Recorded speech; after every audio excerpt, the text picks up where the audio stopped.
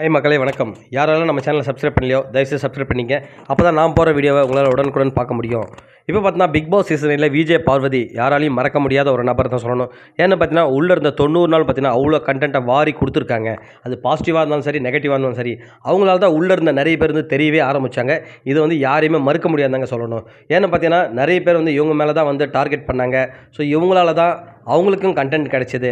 So இதால் நிறைய YouTubers மட்டும் இல்லாமல் சேனலே இவங்களை வச்சு தான் ஓட்டியிருந்தாங்க. அதுக்கப்புறம் ஒரு கட்டத்து மேலே ஒரு இன்சிடென்ட் நடந்தது, அந்த கார் டாஸ்க் இன்சிடென்ட்டு. ஸோ அதில் இவங்க கருவேப்பிலை மாதிரி தூக்கி எறியப்பட்டாங்க. ஸோ சேனல் நினச்சிருந்தால் அவங்கள காப்பாற்றிருக்கலாம், அந்த இன்சிடென்ட் நடக்கிறதுக்கு முன்னாடியே ஸ்டாப் பண்ணியிருக்கலாம். பட் ஆனால் அதை நடக்க விடாமல் பண்ணிவிட்டு இவங்க டிஆர்பிக்காக இவங்க ஒரு சில வேலைகளை பார்த்தாங்க. பட் நிறைய பேர் மக்களே பார்த்தீங்கன்னா அவங்க மேலே நிறைய இந்த ஃபஸ்ட் நாள் கோபம் இருந்தது, நிறைய வருத்தம் இருந்தது. அதுக்கப்புறம் ஒரு 1 or 2 டேஸில் ஆமாம் எதுக்கு கொடுத்தாங்க பாவம், நினச்சிருந்தா வேறு மாதிரி அவங்க ஹேண்டில் பண்ணிக்கலாமே சேனல்னு சொல்லிட்டு அவங்க மேலே அது பேக் ஃபயர் ஆன மாதிரி ஆகிடுச்சு. ஸோ இப்போ பார்த்தீங்கன்னா அவங்க இன்ஸ்டாகிராமில் ஒரு ஸ்டோரிஸ் ஒன்று ஷேர் பண்ணியிருக்காங்க. ஸோ அவங்க ஃப்ரெண்ட்ஸோடு சேர்ந்து கேக் வெட்டியிருக்காங்க.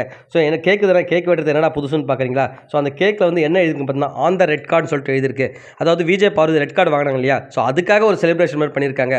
உண்மையாகவே அவங்க வெளில வந்த அப்புறம் பார்த்தீங்கன்னா ரெட் கார்டு நார்மலைஸ் ஆகிடுச்சுன்னு தான் சொல்லணும். ஏன்னு பார்த்தீங்கன்னா அவங்களுக்கும் சரி மக்களுக்கும் சரி பெருசாக விருப்பம் இல்லை. அவங்களுமே அந்த 1 வீக் கிட்டத்தட்ட ரெட் கார்டு வாங்கிட்டேமே ரொம்ப வீட்டுக்குள்ளே உடஞ்சி உட்காந்துருந்தாங்க. பட் இப்போ அதுக்கப்புறம் சொல்கிறாங்க, நான் ஏன் உடஞ்சி உட்காரணும், நான் 4 பேர் சொல்கிறதுக்காக நான் உள்ளே இருக்கக்கூடாது, நான் எனக்கு என்ன தோணுதோ என்னோடய வாழ்க்கை நான் தான் வாழணுன்ற மாதிரி சொல்லியிருந்தாங்க.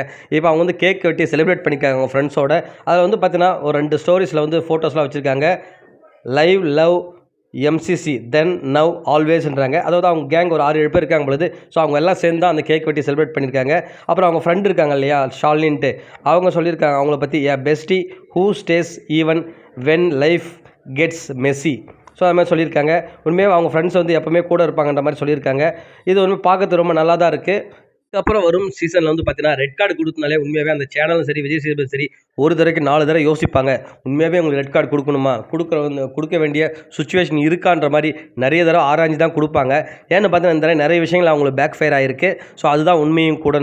இவங்களும் தப்பு பண்ணாங்க, தப்பே பண்ணலைன்னு சொல்ல வரல, தப்பு பண்ணாங்க. பட் அதை வேறு மாதிரி டீல் பண்ணியிருக்கலாம். சேனல் நினச்சிருந்தால் தப்பு நடக்காததுக்கு முன்னாடியே ஸ்டாப் பண்ணியிருக்கலாம். But at the end of the day அவங்க டிஆர்பிக்காக பண்ணாங்கன்னு எல்லாருமே தெரிஞ்சிச்சு. நீங்கள் என்ன நினைக்கிறீங்க இந்த அவங்க செலிப்ரேஷன் பற்றி சொல்லிட்டு கமெண்ட் செக்ஷனில் கமெண்ட் பண்ணுங்கள் மக்களே. மீண்டும் அடுத்த வீடியோவில் அவங்க சந்திக்கிறேன். நன்றி.